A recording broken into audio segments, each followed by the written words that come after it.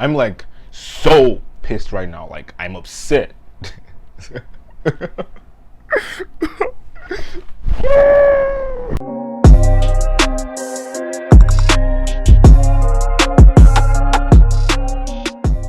So I don't know if y'all have heard about the latest blow up channel on YouTube. And I mean blow up channel. I'm talking 2 million subscribers. And this is where it gets crazy. This channel, Dad How Do I, only took 2 months to get to over 2 million subscribers and counting. Crazy if you ask me. I'm so jealous. Like I'm so jealous. Like God win. The only thing a small YouTuber like me can be thinking right now is, where did I go wrong? I mean, yeah, sure, I haven't put out that much content on my channel, but still, like, I'm so pathetic that I turned off my subscriber count just so people wouldn't see how low it was.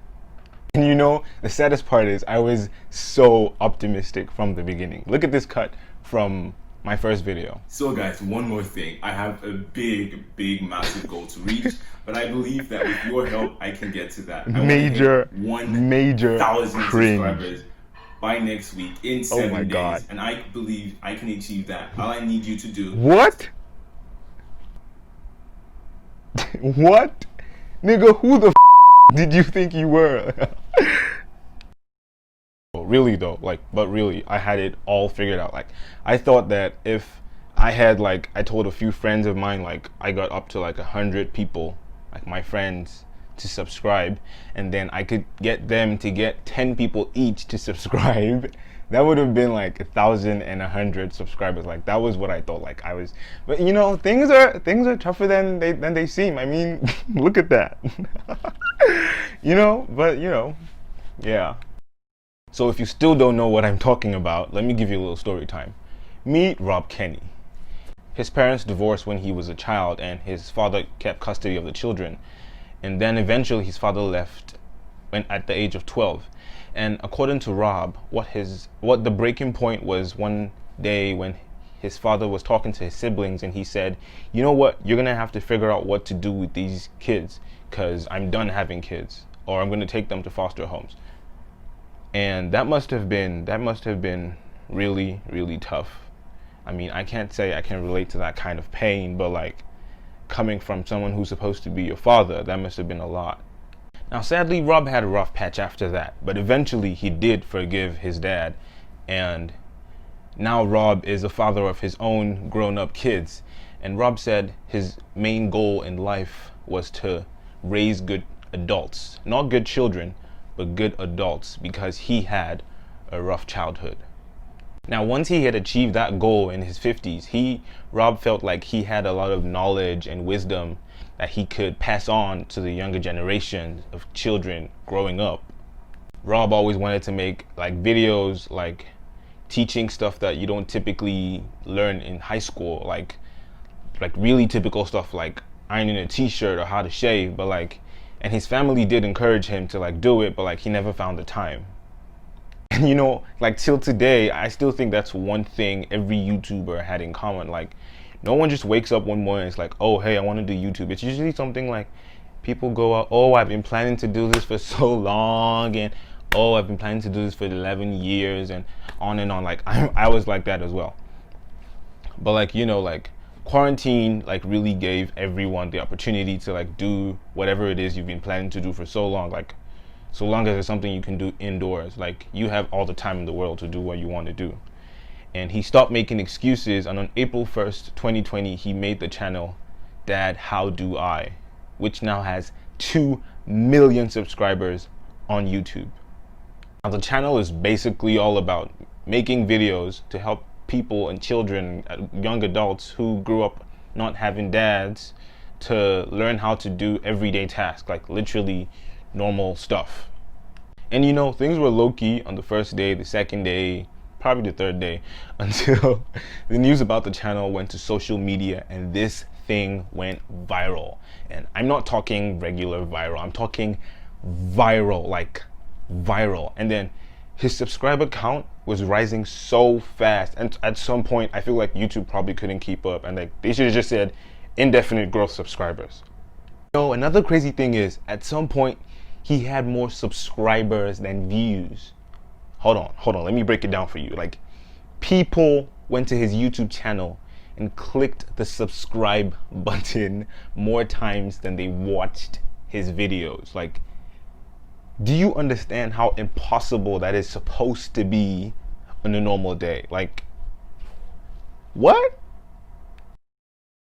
Fell in love with his story. They fell in love with like the whole like sentiment behind the channel.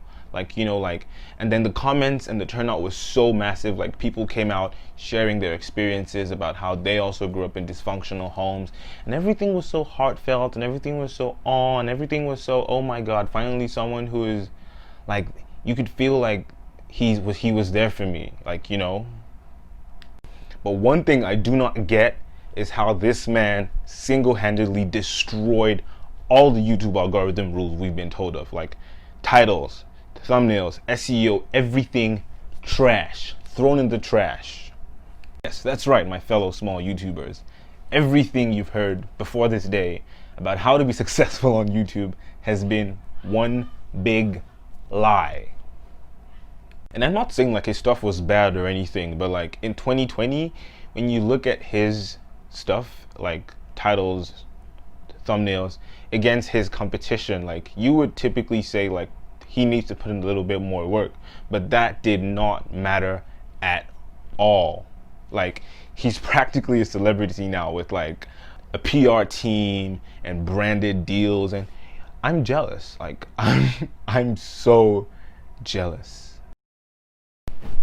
Please watch all my videos and subscribe to my channel. I promise I'll be good. Please. Do it for the teddy. What am I doing? On a more serious note though, yes, I'm jealous. I mean, who wouldn't want to wake up with 2 million subscribers on YouTube? Like, I mean...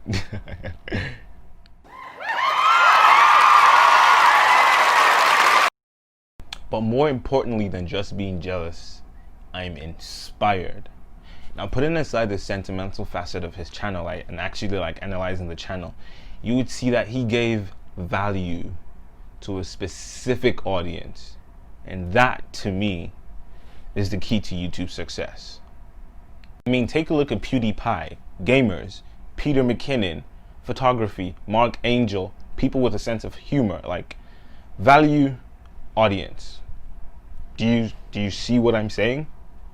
Now, people will typically tell you, oh, don't have a niche, or like your channel might like, it'll be too specific and then it'll be hard for you to create content in the long run, and then eventually your channel dies out. Or on the other hand, they'll tell you don't diversify, because if you diversify, like, you'll leave your audience kind of like confused.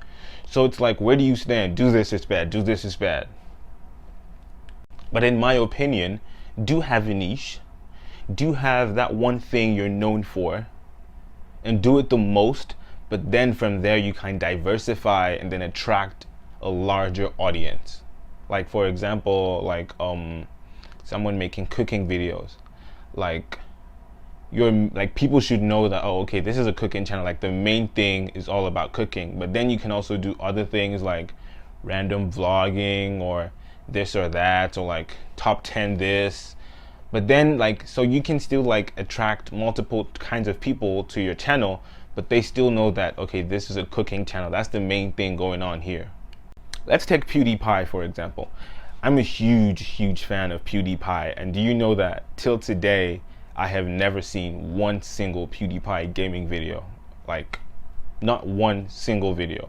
And I go to his channel and I watch mostly his meme reviews, Flora Yang, and I watch his videos where he just talks about like other aspects of life and like so many other videos. But like the actual like gameplay videos that typical gamers do, I haven't seen any of those, because that's not like what I want to watch. But like still, he has me in his audience because he's able to diversify and do other things that attract other people.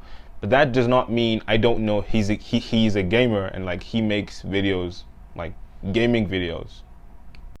So if you can do that, like if you can successfully pull that off, then you can draw your main audience and then like I would say sub audiences, and then you can form a community of loyal fans, like, and that is it.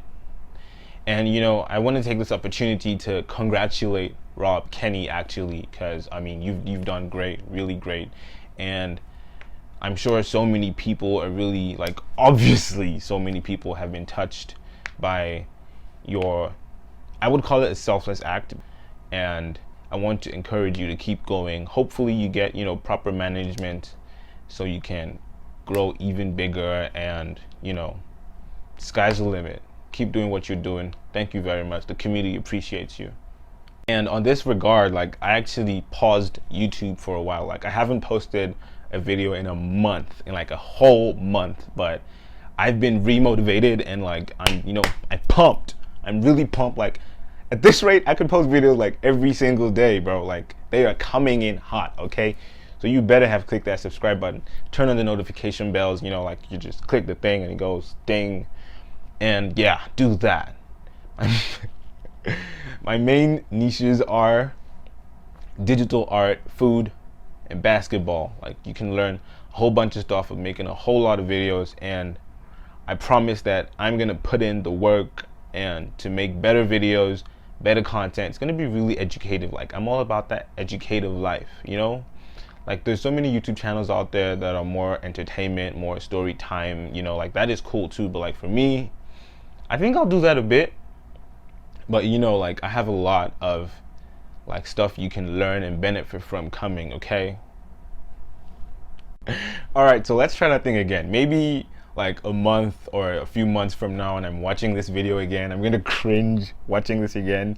But like I said, it's possible, right? I mean, if you watching this video subscribe to my channel, and then you told at least 5 to 10 people to like, oh, subscribe to this dude's channel, like, we could definitely do this. Like, we are in this together. Now, don't get me wrong, it's not all about the numbers at all.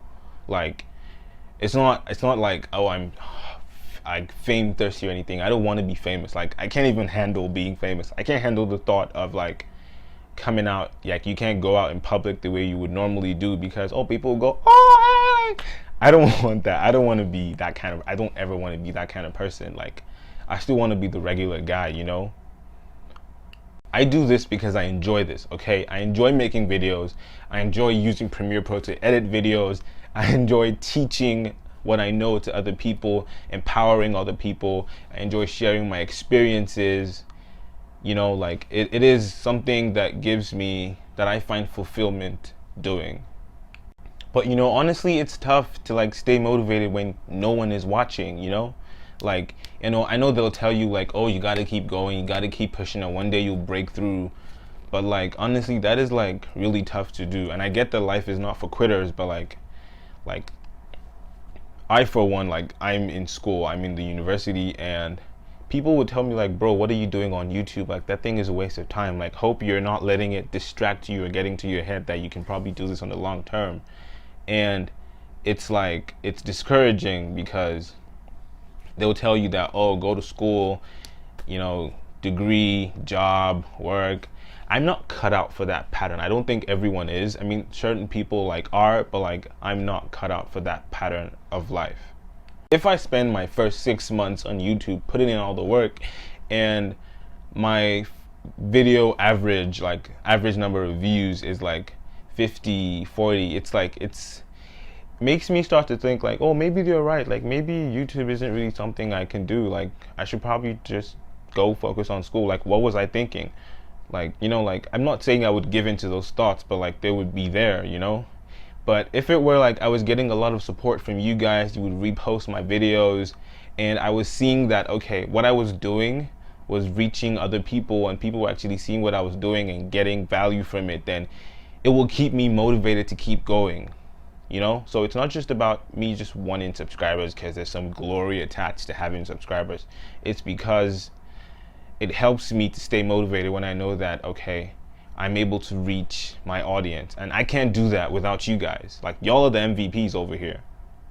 We are in this YouTube journey together. Like, this time it's all or nothing, okay? Like, I have so many videos planned out already, and it's gonna be coming in. Like, I promise you're gonna love my content, and I appreciate every single one of you, every single person who's watched my video, liked, commented, shared it on social media, subscribed to my channel. I appreciate every single one of you. Thank you very, very much. So the answers to the question on the title of this video would be, I'm talking to my small YouTubers out there now, value audience, okay? Got it? Like okay, don't screw everything else. Like, don't do that. You got to put in the work. Thumbnails, titles, tags, SEO, everything top notch. You know, just throw in everything you got, okay? Thank you very much for watching this video. Please smash the like button. Leave me a comment in the comment section down below and share this on social media. Like, definitely share this on social media. Like, I mean, I'm talking Twitter. Like, you guys don't understand the power of Twitter. And who knows, I just might go viral. And last but not least, an unconventionally unrelated yet crucially important topic: Black Lives Matter. Thank you.